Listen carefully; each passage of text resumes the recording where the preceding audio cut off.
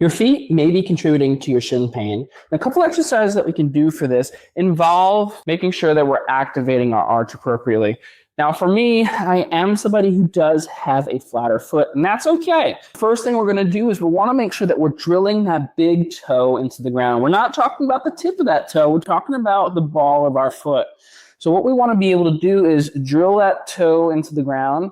And as you can see, it's pretty subtle, but as I do so, you see my arch start to contract. And as we do that, we want to make sure that we're doing this with everything. And even you can see my little toes also pick up off the ground. So you can see that I'm not working very hard other than drilling this part of my foot into the ground so that I can create that arch in my foot. You can even see I'm able to still do that by even picking up my big toe. So by creating that arch, we're going to have a much stable platform for our foot to work off of.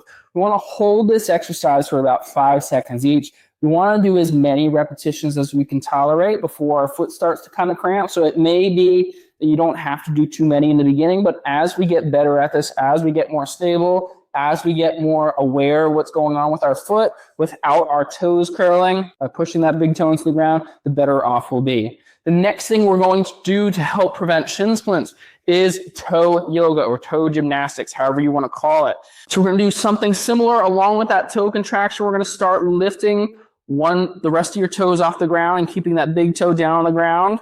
We're going to bring those little toes back down, and then we're going to bring those little toes down to the ground and lift up your big toe only.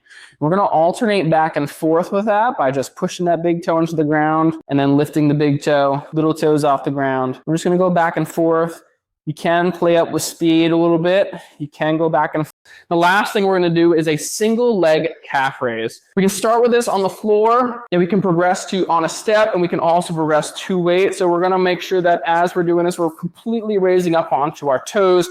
We're keeping that leg nice and straight, and we want to make sure that we're applying most of our pressure onto that big toe again, because that's where we want to be pressing off of the ground when we're running, when we're cycling, or even if we're just out walking with friends. Now, as you get better, as you get more stable, as you get more strong, what we want to focus on is trying to be able to lift with one leg up to about half our body weight. So as we go through this, we can do it with dumbbells, we can do it with kettlebells. You can work on enhancing things slowly over time so that when we're able to get this done, we're able to then raise up onto our toes and be able to complete full range of motion so that we don't necessarily have to worry about pain, and we also don't have to worry about our performance either. Give those exercises a try. Leave it down in the comments if you have any questions or concerns. Like and follow for more. Save this video for later. See you in the next.